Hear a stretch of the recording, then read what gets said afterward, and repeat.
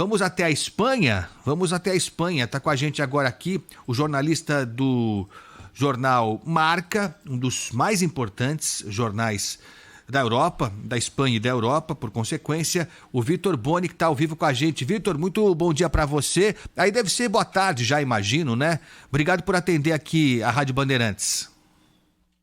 Abraço, Agostinho. Isso aí, agora é tarde, já quase 4h30, né? Chegamos 4h30, já quase 5. Então aqui umas horinhas à frente aí. Grande abraço a você e a todos os ouvintes da Rádio Bandeirantes. Muito obrigado. O tempo tá melhor aí do que tá aqui em São Paulo. Percebo aí ao fundo, tem sol e tal. Não deve estar uma temperatura super elevada, não sei. Mas aqui estamos com um tempo feio, um dia chuvoso aqui em São Paulo. Como é a cara de São Paulo, né? Essa cara mesmo de São Paulo. Agora, ô Vitor, você trabalha no Marca há quanto tempo? Olha só, Agostinho. Primeiro, tempo aqui, hoje que está fazendo uma exceção, né? Que antes estava chovendo nesses últimos dias. Mas nesse momento eu sou colaborador do Marca e começo oficialmente a trabalhar no Marca mesmo agora nesse mês que vem. Mas enquanto isso, faço minhas colaborações ali com o jornal Marca também. E você está colaborando com o Marca há quanto tempo, Vitor? Já faz 6 meses. Tá. E você mora na Espanha há mais tempo que isso ou está 6 meses também por aí? Não, moro desde outubro. Vim fazer um curso aqui e aí também colaborar junto com o Marca desde outubro do ano passado. Tá, então tá bom. Então você pegou uma fase da Espanha em que, num primeiro momento, a gente tratou a Espanha como um exemplo a ser seguido. No caso do Daniel Alves, né? Foi um exemplo a ser seguido. Né? Até se falou, a gente foi descobrir que a legislação para assédio sexual, para violência sexual, para estupro mesmo, tinha sido alterada há pouco tempo na Espanha. E isso fez com que o caso do Daniel Alves fosse tratado de uma forma ágil e eficiente, como poucas vezes a gente viu. E você pegou também na sequência esse caso do Vinícius, né? Do Vinícius, que está sendo alvo dessa ação racista. Eu queria que primeiro você falasse, então, por ordem cronológica, que você falasse do caso do Daniel Alves. Não sei se você está acompanhando, o que aconteceu. Parece que a situação dele está muito complicada. Cada novidade que chega para a gente aqui dá a impressão de que a condenação dele é iminente, né? Então, partindo do Daniel Alves primeiro, realmente foi, como você falou, uma ação exemplar da justiça espanhola, que desde o primeiro momento já deteve o lateral, não deixou nenhuma margem para que ele pudesse fugir, como já aconteceu em outros casos. O Robinho, a gente vem acompanhando, está no Brasil, ainda não conseguiu, a justiça italiana não conseguiu fazer com que ele cumprisse a condenação no próprio país. E o Daniel Alves, por outro lado, ele já, no momento em que ele fez o primeiro depoimento, já prenderam ele de forma preventiva e desde então ele segue preso desde o último dia 30 de janeiro. Nessas últimas semanas não houve muitas novidades. Ele fez aquele primeiro pedido para ter a liberdade provisória em fevereiro, recusado. Depois, alguns meses depois, pediu para fazer um novo depoimento e aí sim, confirmando a versão de que houve, sim, a relação sexual com penetração, mas segundo ele, de forma consentida. E nesse momento também fez um outro pedido de liberdade provisória, novamente rejeitado pela justiça espanhola, os dois sob a mesma justificativa de que a chance de fuga do jogador, por conta de seu poder aquisitivo, de seu poder financeiro e de ser um cidadão estrangeiro, né, ser um cidadão brasileiro, não ser um espanhol de nascimento, facilitariam uma fuga caso assim ele decidisse. Por isso, a justiça espanhola optou por manter ele em prisão preventiva, enquanto analisa o caso, investiga, decide se vai a julgamento e, se decidir que vai a julgamento, optar por uma data, e aí sim o Daniel Alves espera no Centro Penitenciário de Brians 2. E agora com o Vinícius, como você também disse, é uma outra situação, porque o tema do racismo, a gente observa aqui, a gente que mora aqui, observa que é um tema muito atrasado. O Vinícius sofreu com racismo durante a temporada inteira, e foi muito pouco repercutido tudo que ele vinha sofrendo. Aqui, pela imprensa espanhola, uma ala, sim, denunciava tudo o que acontecia com o Vinícius, mas outra ala justificava tudo que o Vinícius sofria com a faceta provocadora dele. Então, por o Vinícius ser provocador, por ele provocar o adversário, por ele não aceitar quieto as coisas, por ele fazer gestos e afins para a torcida adversária, então, teoricamente, ele mereceria tudo que ele vem sofrendo. E aí, nesse último caso, que foi na partida contra o Valência por La Liga, no estádio de Mestalla, aí sim foi uma grande repercussão internacional, que de certa forma arranhou a imagem espanhola, vendeu a imagem da Espanha como um país racista, por permitir que acontecesse isso com Vinícius. E aí sim o caso foi muito tratado aqui nessa última semana e meia, e muito discutido o tema do racismo, jogou luz sobre o tema esse último episódio com o Vinícius, mas foi só porque houve essa repercussão internacional grande e arranhou a imagem espanhola para os outros países. É isso, estamos conversando com o Vitor Boni, que é jornalista brasileiro, que mora na Espanha, colaborador do jornal Marca.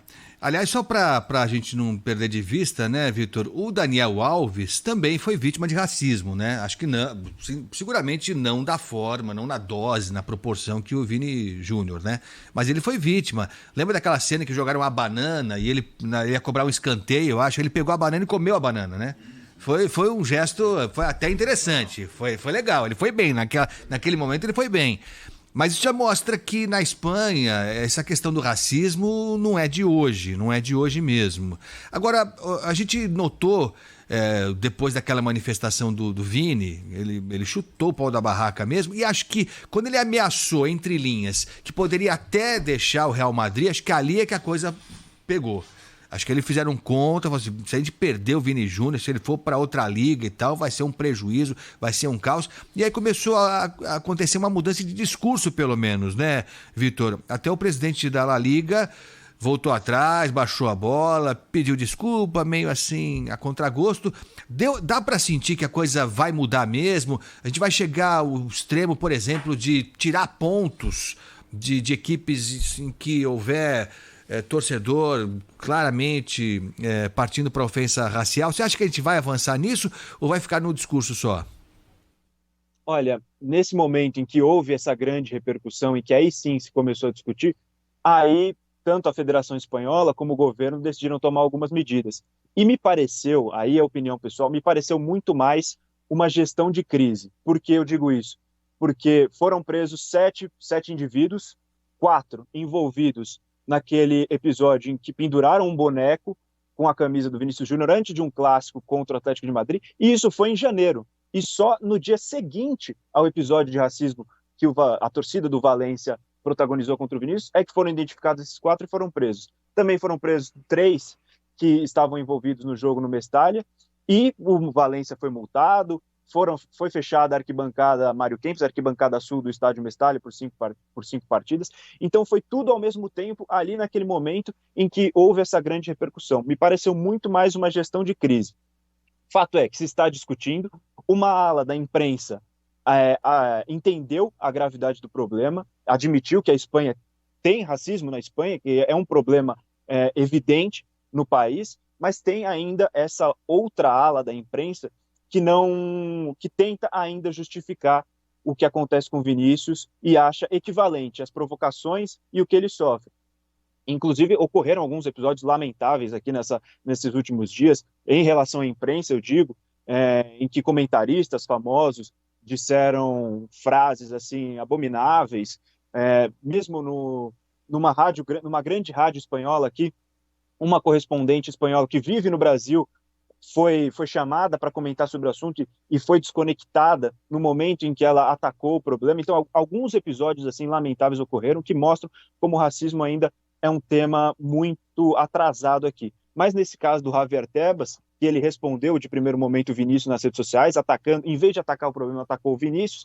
Pelo menos ele deu essa coletiva de imprensa na última quinta-feira, pediu desculpa, disse que faz o possível para que se erradique o racismo aqui tanto na Espanha como no esporte espanhol, no futebol espanhol, e também se encontrou com o embaixador do Brasil na Espanha, o Orlando Leite Ribeiro, e os dois, depois desse encontro, tanto a Embaixada Brasileira como a Liga,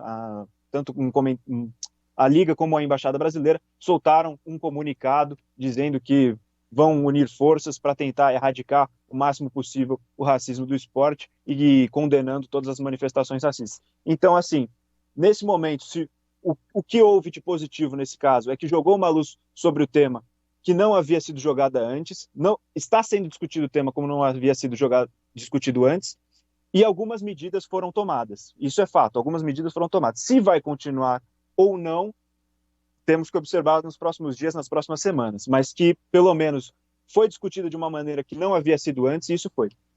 Não, e vale ressaltar que a reação aqui no Brasil temos também racismo, né? Então, claramente a gente sabe disso, isso acontece. Estádios aqui frequentemente são palco de racismo, cantos homofóbicos, enfim, tem isso também, direto aqui. Aliás, nós conversamos recentemente aqui, o Datena conversou com o Tinga, ex-jogador de futebol, que em 2014 jogava pelo Cruzeiro na Libertadores e foi vítima também de racismo, pesadíssimo. E 2014, hein? A gente avançou muito pouco, se é que não retrocedeu de lá para cá. Mas diga-se que o governo brasileiro também falou grosso. Também não sei se isso vai ser levado adiante. Mas o presidente falou, ministros falaram, entraram em contato com autoridades da Espanha, enfim. Se não for agora, acho que não vai ser nunca mais. Se não for agora, acho que não vai ser nunca mais. Agora, espantou a mim e a muita gente, acho que a você também, Vitor, o fato dos jogadores mesmo, poucos deles terem reagido, acho que à altura da gravidade da situação. Inclusive jogadores negros. Mesmo no momento do jogo lá, em que o Vini foi agredido, verbalmente, depois fisicamente também, depois acabou sendo expulso injustamente, eu não vi a reação na proporção que deveria ter vindo dos jogadores. Até o Tinga falou pra gente aqui, olha, seria simples resolver se os jogadores negros que jogam na Europa, ou na Espanha só, disse, olha, na próxima rodada nós não entramos em campo. Simples assim. Já dava uma confusão danada. Você tem notado isso? Há essa falta de compreensão, de companheirismo, de consciência também entre os jogadores? Sim, Agostinho, ainda mais porque durante a temporada inteira o Vini sofreu isso, não foi só nessa partida contra o Valência. E eu sinto, pelo menos, uma falta de ação de todas as partes, tanto da Liga, como da Federação Espanhola de Futebol, como do Real Madrid, que faz apenas soltar notas em repúdio a tudo que acontece com o Vinícius, mas ações práticas assim são poucas as vistas, e dos próprios jogadores. O Vinícius, a gente observa as partidas, a gente vê quando acontece isso com ele, ele fica sozinho em campo. No máximo, um apoio do técnico Carlo Ancelotti, quando ele chega, se aproxima ali, conversa com ele, mas ações dos jogadores a gente vê pouco. A gente viu agora porque justamente por causa dessa repercussão. E aí sim, muitos atletas, tanto do Real Madrid como de outros clubes, publicaram mensagens apoiando o Vinícius, publicaram mensagens mandando seus desejos, seus melhores desejos para o Vinícius, mas antes disso a gente não via muita coisa assim, e acredito até que falta uma liderança no elenco do Real Madrid que proteja o Vinícius desses episódios. Não tem um jogador que tome a frente e defenda o jogador brasileiro. Não, ele enfrenta tudo isso sozinho. E aí a gente vê o que acontece sempre, o que aconteceu sempre nessa temporada. O Vinícius enfrentando todo mundo, e cada vez que o Vinícius enfrenta, ele é visto como esse jogador que responde, que não deixa barato, e acaba provocando ainda mais reações tanto da imprensa como de torcedores para cima dele, o que acaba crescendo esse problema. Ele fica sozinho. É isso. Estamos conversando com o Vitor Boni, que é brasileiro, jornalista, mora na Espanha, colabora com o jornal Marca, um dos principais jornais da Europa. Ô, Vitor, só para a gente concluir, quero te agradecer demais. A gente vai ter que conversar mais, né? Porque vamos acompanhar, vamos ver se vai ficar só na conversa fiada ou se a gente está assistindo a uma virada mesmo, né? Um divisor de águas aí, como se diz, tomara seja assim, não só na Espanha, tá muito feio para a Espanha isso, tá horroroso. Quem conhece a Espanha sabe que não dá para generalizar, nada dá para generalizar, né? Mas tá ficando muito feio mesmo, tá bem feio, e tomara que esse constrangimento atinja aqui ao Brasil também, que a gente renove aqui as nossas ideias, né? Que a gente avance, né? Para além desses preconceitos que não cabem mais no estádio de futebol, não cabem em lugar nenhum mesmo. Agora, o Vitor, só para encerrar, você como brasileiro, que se fala também que o Vini Júnior sofre por ser negro, mas por ser brasileiro também. Haveria um adicional aí, um componente de xenofobia. Você como brasileiro sente... Bom, você é branco, né? Como eu, então a gente já sai com uma vantagem, lamentavelmente, de cara, né? Mas você sente que há um componente de xenofobia nisso tudo, aí na Espanha, inclusive, não? Sim, sim, com certeza. Como você disse, eu sou branco, felizmente para mim, a cor da pele joga a nosso favor, acaba sofrendo menos. Eu, por exemplo, não sofri nada de muito grave desde que eu cheguei, mas sei, converso com amigos, tenho relatos de pessoas que, tanto por terem a cor de pele negra, como por serem estrangeiros, especialmente latinos que não sejam brasileiros, né, latinos de países hispanohablantes, sofrem com isso, de daqueles casos de racismo que a gente já está cansado de saber, de olhares tortos em supermercados, em lojas, tratamento diferente por parte de seguranças, menos oportunidades, algumas expressões no vocabulário que a gente percebe que incomodam essas pessoas, que acaba criando uma situação chata. Então, eu pessoalmente tenho a felicidade de não ter sofrido nada de muito grave, mas sei que a minha situação não é a situação de todo mundo que vive aqui na Espanha, de todos os estrangeiros e de todos os negros que vivem aqui na Espanha. Sei que é uma coisa muito diferente e por esses relatos, sei que ainda é muito recorrente, infelizmente, e que essas pessoas sofrem sim por causa da sua cor da pele ou por sua nacionalidade, o que a gente sabe que é lamentável.